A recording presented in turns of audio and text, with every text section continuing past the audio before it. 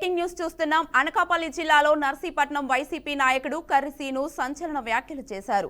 Speaker Ayyanna Patrudu తన building కావాలని కొట్టివేస్తున్నాడంటూ ఆందోళన చేపట్టారు. చావడానికైనా సిద్ధం కానీ బిల్డింగ్ కొట్టడానికి ఒప్పుకోనని తేల్చి చెప్పారు. కక్షపూరితంగా తన బిల్డింగ్ కొడతానంటే ఊరుకునేదే లేదని వైసీపీ నాయకుడు కర్రిసీను మండిపడ్డారు.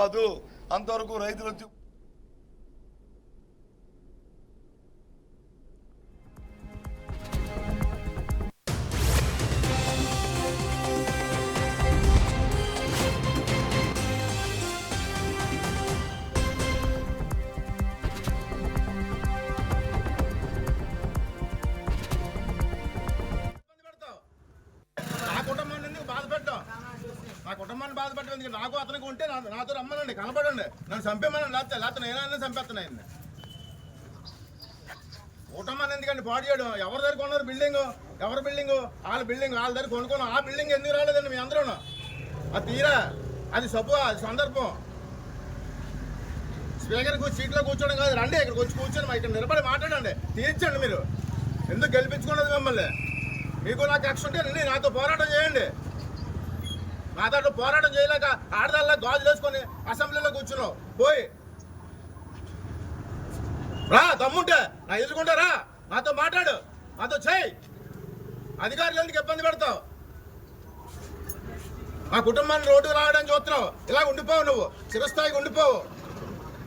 మాకు అవకాశం వస్తుంది, చూస్తాం, కంగారేం పడొద్దు.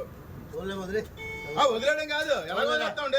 ఆ బిల్డింగ్ తీయమండి, ఆ బిల్డింగ్ తీసి బిల్డింగ్ రండి. అది వాళ్ళ దగ్గర కొనుక్కున్న బిల్డింగ్ ఇది మనం ఏం కట్టింది కాదు. మనం కొనుక్కున్నాం. ఆ బిల్డింగ్ జోలికి వెళ్ళమని సిద్ధేటి అధికారులు రూల్ ఉంది. సరే, ఆ రూల్ ప్రకారం తీయండి. ఆ బిల్డింగ్ తీసిన తర్వాత ఆ బిల్డింగ్ రండి, తీసుకోండి. మేము కాదాను అయిపోయింది. నీకు అప్పుడే 70 చిల్లర వచ్చింది. అయ్యని పత్రు ఎక్కడున్నావో చూడు, కంగారు లేదు, వదిలిపెట్టే పని లేదు నిన్ను. అది మాత్రం గ్యారంటీ. ఉండండి మీరు.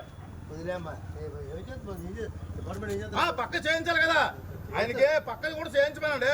పక్కదే వాళ్ళు అమ్మితే మీరు కొనుక్కున్నారు. రోజు ఈ రోజు నా కుటుంబం కాబట్టి, నా అన్నదమ్ముడు కాబట్టి మీరు తీస్తున్నారు. వాళ్ళు రమ్మనండి, నా ఆస్తులు నా ఆస్తుల మీదకి రమ్మనండి, నా జోలికి రమ్మనండి, చంపేమని లేస్తేనే.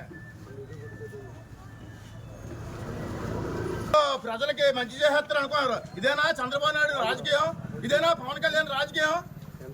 మీ అందరూ కలిసి ప్రజల్ని పాడు చేయడానికైనా వచ్చారు అధికారంలోకి. చూస్తున్నారు.